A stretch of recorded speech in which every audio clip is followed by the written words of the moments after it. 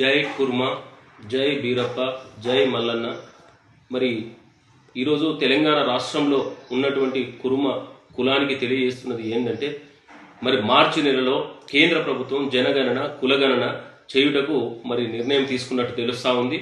మరి రేపు ఒకవేళ కేంద్ర ప్రభుత్వం చేపట్టే కులగణన సర్వే గనక జనగణన సర్వే గనక గ్రామాలలో తెలంగాణ రాష్ట్రంలో మొదలైనట్లయితే మరి ఆ యొక్క సర్వేలో మన కుర్మ కులానికి సంబంధించినటువంటి ప్రజలు అందరూ తమ కులాన్ని కుర్మగా రాసుకోవాలి. మరి ఎందుకంటే గతంలో కేసీఆర్ ప్రభుత్వంలో నిర్వహించినటువంటి కులగణన జనగణన సర్వేలో మరి మన వాళ్ళంతా గొల్ల అని యాదవ్ అని ఆ రకంగా రాసుకున్నారు. మరి అట్లా రాసుకోవడం మూలంగా మనము కుర్మలో ఉంటే బీసీ బి సీరియల్ నెంబర్ 11 మన రిజర్వేషన్. మరి మీరు గొల్ల యాదవ్ కుర్మ గొల్ల కుర్మ యాదవ్ అని రాసినట్లయితే బీసీ డి గ్రూప్లోకి పోయి సీరియల్ నెంబర్ 33లో మన రిజర్వేషన్ అవుతుంది. కనుక దయచేసి మీరు నష్టపోకూడదు. మరి రిజర్వేషన్లు అనేవి చాలా ముఖ్యం భవిష్యత్ తరాలకు, చదువుకుంటున్నటువంటి పిల్లలకు.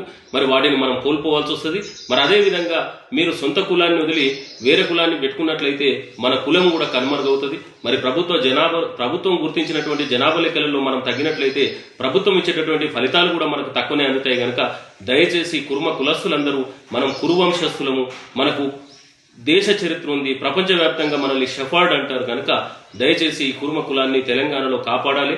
మన కుల బాంధవులందరూ కూడా కుర్మ అని రాసుకోవాలి. జై కుర్మ.